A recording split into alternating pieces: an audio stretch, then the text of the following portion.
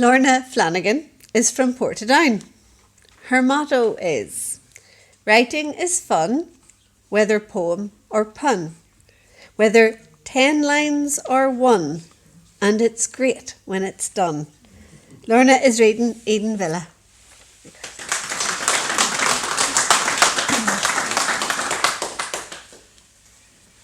So thank you for inviting me tonight, and thank you for listening.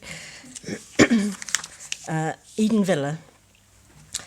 Young William kissed his wife goodbye, stepped out of his house on the hill at Edenvilla, and strode down into town to attend an evening gathering of colleagues and friends.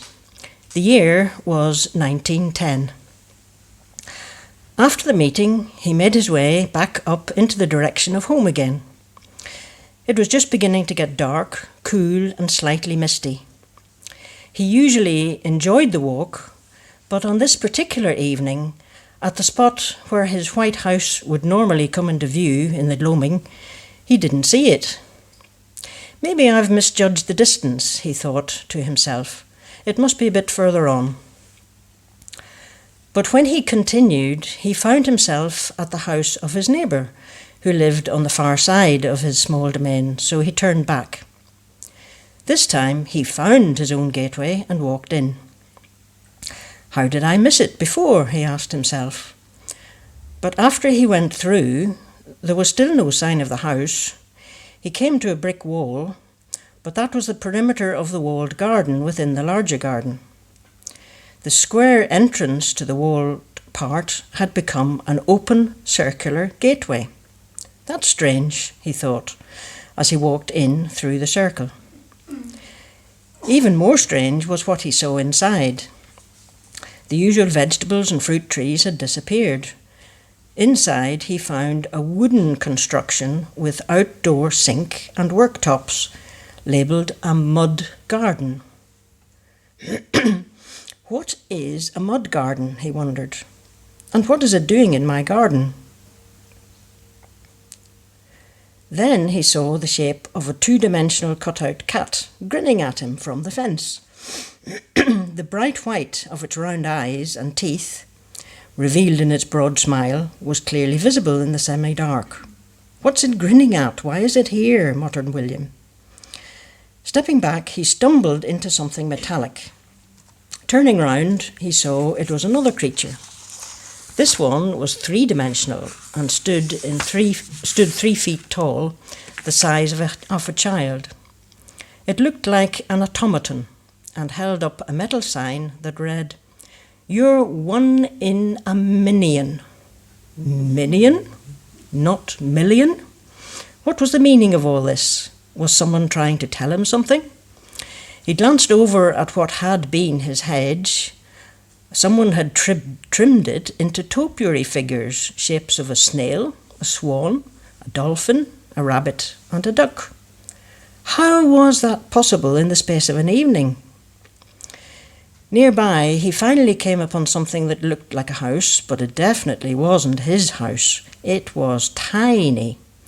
He saw it was actually a slanting tree stump with a little roof on top at a crazy angle. 2 little windows lower down, and at the bottom, a door just big enough for a mouse to enter, the sort of thing you'd see in a children's picture book. Where had the tree gone? Where was his house? Where was his wife?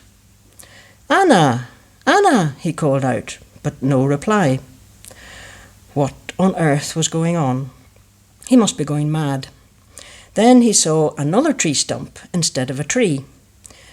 This one had 2 bicycle wheels for eyes and 2 thick black round things on top, making a hat. "Good evening," it said. "I believe you're my great-great-grandfather." Its appearance changed completely, and he found himself face to face with someone who looked very much like himself. "Great-great-grandfather, but I'm not even a father yet." "We look alike though, don't we?" said the other young man. "And I'm called William too. Your son, my great-grandfather, made his fortune in Australia.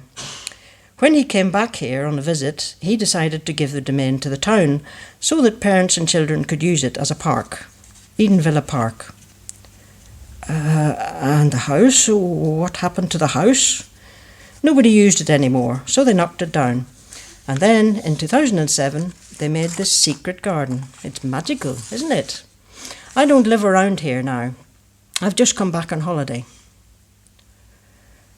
Young William, the one who had kissed his wife goodbye earlier that evening and walked smartly down into town for a meeting, suddenly felt very, very old.